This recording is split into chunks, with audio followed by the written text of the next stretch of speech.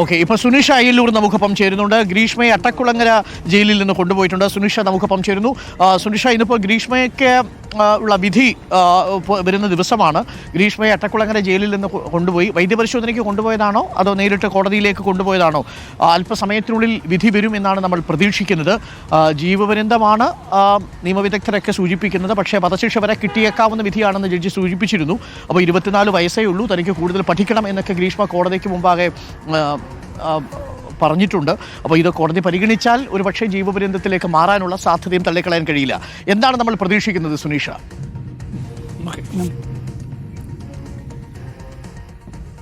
അരുൺ, അത് തന്നെയാണ് എന്ത് വിധി എന്നുള്ളത് തന്നെയാണ് ഇനി അറിയേണ്ടത് എന്നതാണ്. ഏതായാലും ഗ്രീഷ്മ അട്ടകുളങ്ങര ജയിലിൽ നിന്നും ഈ പുറത്തേക്ക് ഇറങ്ങിയിട്ടുണ്ട്. അല്പസമയത്തിനകം തന്നെ വൈദ്യപരിശോധനയ്ക്കായി ഫോർട്ട് ആശുപത്രിയിലേക്ക് എത്തിക്കുമെന്നുള്ളതാണ്.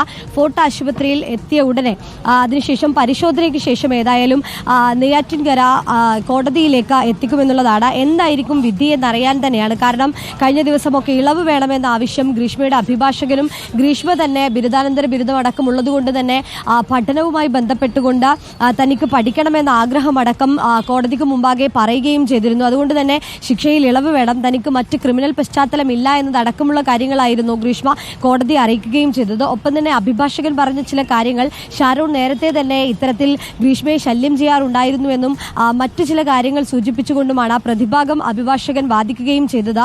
പക്ഷേ അന്തിമവാദം കേൾക്കുമ്പോൾ പബ്ലിക് പ്രോസിക്യൂട്ടർ പറഞ്ഞൊരു കാര്യം പ്രധാനമായും വധശിക്ഷയിൽ കുറഞ്ഞ ഒരു ശിക്ഷയും ഗ്രീഷ്മയ്ക്ക് കൊടുക്കാൻ പാടില്ല എന്നതായിരുന്നു. കാരണം കൃത്യമായി നല്ലൊരു പ്രണയത്തെ പോലും നശിപ്പിക്കുന്ന തരത്തിലാണ് ഗ്രീഷ്മ ഇത്തരം ഒരു പ്രവൃത്തി ചെയ്തത് എന്നതടക്കമുള്ള കാര്യങ്ങൾ ചൂണ്ടിക്കാണിച്ചുകൊണ്ട് തന്നെ വധശിക്ഷ നൽകണമെന്ന ആവശ്യമാണ് പബ്ലിക് പ്രോസിക്യൂട്ടർ പറയുകയും ചെയ്തത്. ഏതായാലും 11 മണിയോടുകൂടി തന്നെ വിധി വരുമ്പോൾ എന്താകും വിധി എന്നത് തന്നെയാണ് കേരളവും അറിയാൻ കാത്തു നിൽക്കുന്നത് എന്നതാണ്. ഈ പറഞ്ഞതുപോലെ ചില ആളുകൾ ഈ ഇരട്ട ജീവപര്യന്തം അടക്കമുള്ള ശിക്ഷയ്ക്ക് സാധ്യതയുണ്ട് എന്നത് പറയുന്നുണ്ട്. ഏതായാലും വധശിക്ഷ ഉണ്ടാകുമോ അല്ലെങ്കിൽ ഇരട്ട ജീവപര്യന്തമായിരിക്കുമോ എന്നതൊക്കെ തന്നെയും ഇനി അറിയേണ്ടതുണ്ട് എന്നത് തന്നെയാണ്. കാരണം ഒരുപക്ഷെ ഒക്ടോബർ 14 2022 2 വർഷം മുമ്പ് നടന്നൊരു സംഭവത്തിലേക്കാണ് ഇന്ന് ഈ വിധി വരുന്നത് എന്നത് തന്നെയാണ് പ്രധാനപ്പെട്ട കാര്യം. അന്ന് ഷാരോണിന് വീട്ടിലേക്ക് വിളിച്ചു വരുത്തി കഷായത്തിൽ വിഷം നൽകി കൊലപാതകം നടത്തി എന്നതാണ് ഈ കുറ്റമായുള്ളത്. പ്രധാനമായും കൊലപാതക ഭീഷണിയുമായി ഈ വാഹനം ആശുപത്രിയിലേക്ക് എത്തിക്കും ഗ്രീഷ്മയെ.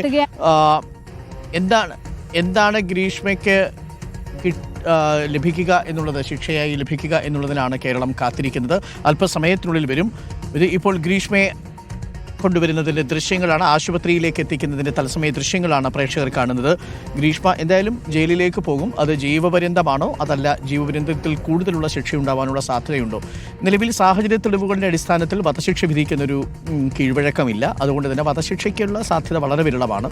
പരമാവധി ജീവപര്യന്തമായിരിക്കും ലഭിക്കുക. ആ ജീവപര്യന്തം ലഭിച്ചാലും 10-14 വർഷത്തിനുള്ളിൽ തന്നെ അവർക്ക് പുറത്തിറങ്ങാൻ സാധിക്കുമോ എന്നുള്ളതാണ് നമുക്ക് അറിയേണ്ടത്. എന്തായാലും പോലീസ് വാനിൽ ഇപ്പോൾ ഗ്രീഷ്മയെ ആശുപത്രിയിലേക്ക് കൊണ്ടുപോകുന്നതിൻ്റെ ദൃശ്യങ്ങളാണ് പ്രേക്ഷകർ ഇപ്പോൾ കാണുന്നത്. തത്സമയ കാഴ്ചകളാണ്. അട്ടക്കുളങ്ങര സബ് ജയിലിൽ നിന്നാണ് ഗ്രീഷ്മയെ ഇപ്പോൾ കൊണ്ടുപോകുന്നത്.